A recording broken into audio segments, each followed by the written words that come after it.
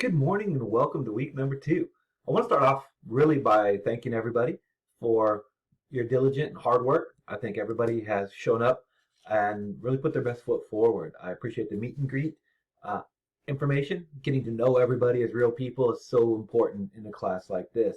I also am getting to the visions of education, and wow, I'm starting to sense a bit of a theme as we move through the different visions of education. And that's really the reason this unit exists to begin with, is that education has been a turbulent journey, to say the least, for the majority of students at Contra Costa College, right? Yet that commonality, that common thread, is something that I want to look at not as something that's kind of holding people back, but something that is it, adversity that can be overcome and that can make us stronger as we move forward. So I'm really excited for this unit and what takes place. I just want to talk about a couple things going on right now as we get started for the week, and then I'll let you go to get started with it, okay? So here's our class. I'm going to click on the class. I'm going to show you the home page.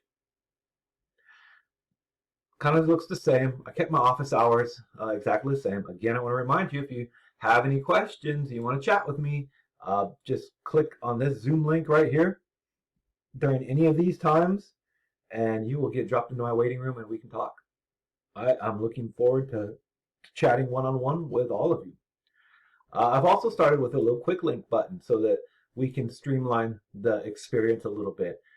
Since we're now done with the getting started unit, this quick link is here. So just in case you need to go find some information or you don't remember something, you can always jump back to it here. And the challenge and triumph, that's our literacy narrative unit. It's the one we're working on right now. So you click here and it'll take you to the first page of that unit should you want. You can always also just click the modules button over here on the left, and it'll drop you into those modules, and whatever you see open is what you can work on. Okay. I've also added this little feature at the bottom, really just kind of a bulletin board. This is a little Padlet design, something we've used and we will use a lot throughout the semester. But it's just a nifty little tool so that we can all communicate with one another. Just click this button here, and here you can post any announcements or anything that you want to talk about. Literally anything.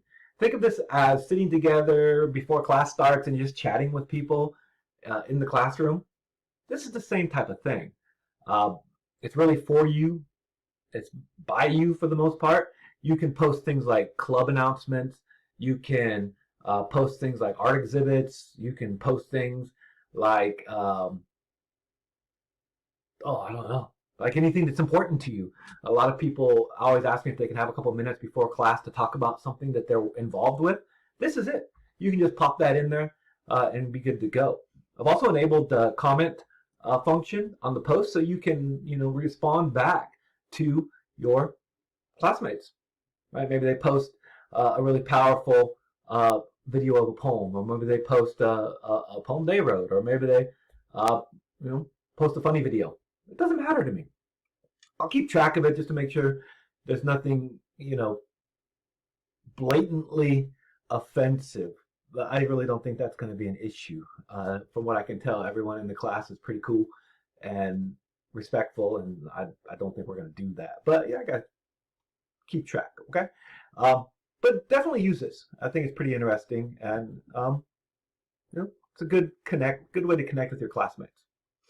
Now, as far as the modules go, I have opened up a couple more pages. So between I've opened up B4 all the way through B15, and so these are the pages we're going to work on this week. As you can see, below each page is kind of what I need you to do with it. So on B4, you need to view, B5, view it, B6, view it, and then B7, there's a submit button. On and on and on and on and on. And so this is how you unlock the next page. You do what it says on this page, you click the next button, and you're able to unlock those pages. If you ever encounter something that is grayed out or an assignment that says it's locked, I didn't lock it. you have yet to unlock it is what's going on. So go back to the last spot that's not grayed out, open that page, do what it says, click next, and you're going to be good to go.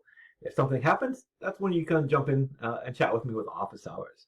But just an example of the week is basically we're going to take a look at how stories impact people's lives and how we can use our personal stories to make an actual difference in the world. Okay, and so I've got a couple pages here that talk about stories and how storytelling is impactful in B4 and B5. Then we'll reflect on that in B7, and then in B8 and B9 we'll start to zone in on our own literacy narratives. Then on B10 and B11 we will look at some sample student narratives from past classes, and we're going to talk about what makes them strong. All right, why are they valuable? And then we're going to look at a couple professional literacy narratives using an app called Hypothesis that I really, really, really love, that enables us to kind of read something together.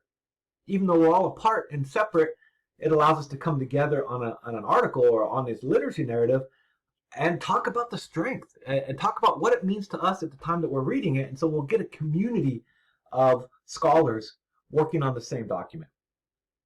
All right? So it's a busy week, not too intense, should be really rewarding. If you have any questions, you know where to find me. If not, then I'll let you go. But just so I know who is listening, in the comments below, please click there and tell me your favorite flavor of ice cream.